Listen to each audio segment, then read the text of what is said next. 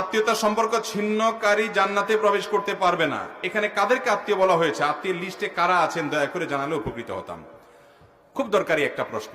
আত্মীয়তার সম্পর্ক রক্ষা করা সুন্নত না মুস্তাহাব? ফরজ। অনেকে জানেন না আত্মীয়তার সম্পর্ক রক্ষা করা কি ভাই? ফরজ। আত্মীয়তার সম্পর্ক ছিন্ন করা কি? হারাম। আত্মীয়তার সম্পর্ক ছিন্ন করা কি? অনেক হারাম আমরা জানি, কিন্তু এই হারামটা আমরা অনেকে জানি না। আত্মীয়র সাথে আপনি চিরতরের সম্পর্ক ছিন্ন করে ফেলছেন, কোনো যোগাযোগ নাই, একদম সম্পর্ক কাট করে ফেলছেন, আপনি হারামে লিপ্ত আছেন। এখন কথা হলো কারা আত্মীয়?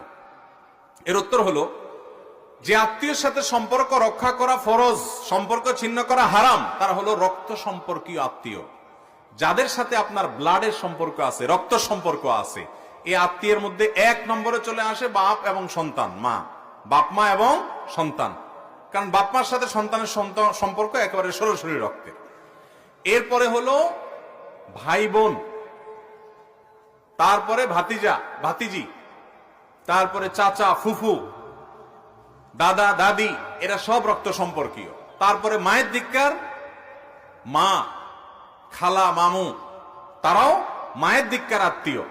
কিন্তু এক নম্বরের যাদের আত্মীয়তার সম্পর্ক আপনার সাথে সবচেয়ে বেশি, যাদের ব্লাডের সম্পর্ক আপনার সাথে একবারে প্রথম সারির, তারা হলো আপনার বাবার দিককার যারা আছেন, বাবা, চাচা, দাদা, দাদি, ভাই বোন এবং মা বাপ, ভাতিজা ভাতিজি, এরা।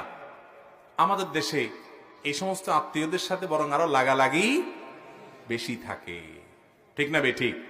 ওই দূরের কোথাকার কোন আত্মীয়, তার সাথে খুব দোস্তি। আমি এই জন্য বলি